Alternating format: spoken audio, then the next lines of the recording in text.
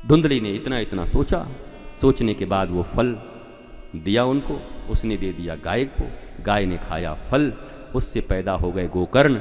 और उसके पहले अपनी बहन के घर में एक बेटा होना था, इसको पैसा दे करके बोला तुम तकिया बांध के रख लो पेट में, और तुम्हारा ये जो आत्मदेव है, नामई का आत्मदेव है, एक नंबर का मूर्ख है, नाम है आत्मदेव, और मूर्ख इतना कि बेटा के लिए परेशान है, हैरान है। तकिया बांध के पत्नी थी, पता ही नहीं चला बेचारे को। उसके बाद मामला सब गड़बड़ हो गया। अपनी बहन की बेटी को ले आया, बेटे को ले आया जन्म दे करके। उधर गऊ ने भी एक बच्चे को जन्म दिया। तो इस माँ ने कहा कि बेटे का नाम हम रखेंगे, इसमें ज़्यादा हिस्सा हमारा है। बोला क्या रखेगी? बोला धुंधकारी। माँ का नाम धुंधली, बेटे का नाम धुंधकारी। अस्पष्ट, जहां सब कुछ अस्पष्ट हो उसका नाम है धुंधली और धुंधकारी। अब ये सब वेदांत की बातें हैं, इन सब से ये प्रतीक है, जरा सीखो इनसे। जिनके जीवन में कंफ्यूजन, कंक्लूजन नहीं, जो अस्पष्ट है, उनका जीवन कैसा होता है? बोला इस धुंधकारी की तरह होता है और धुंधली की तरह होता है। वो क्या किया? जुआ शराब खेलने लगा, और ये गो से जो पैदा हुआ गोकर्ण, वो बड़ा विद्वान हुआ। ये जुआ शराब खेल के बर्बाद हो गया। 5 वेश्याओं के साथ इसके संग लग गए। शब्द स्पर्श रूप रस गंध 5 तन मात्राएं ही 5 वेश्याएं हैं, और तुम ही हो वो धुंधकारी जिसके साथ ये लगी हुई है।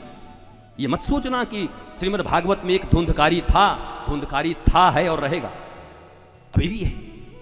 हर व्यक्ति के भीतर में धुंधकारी है।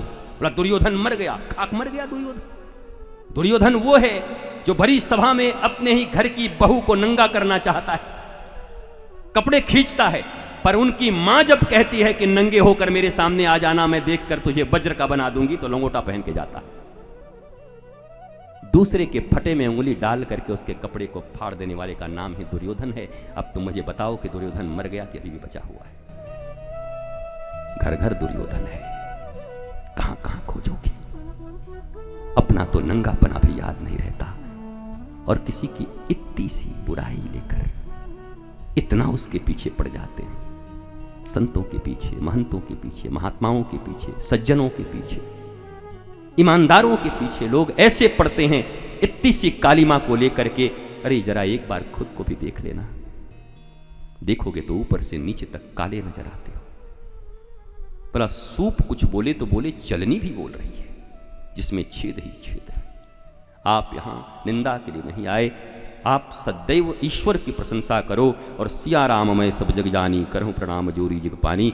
उनका ही प्रकाश सबके भीतर में है, ये समझते हुए, सर्वजनों को प्रणाम करते हुए आप विध्वंस करने के लिए नहीं आए।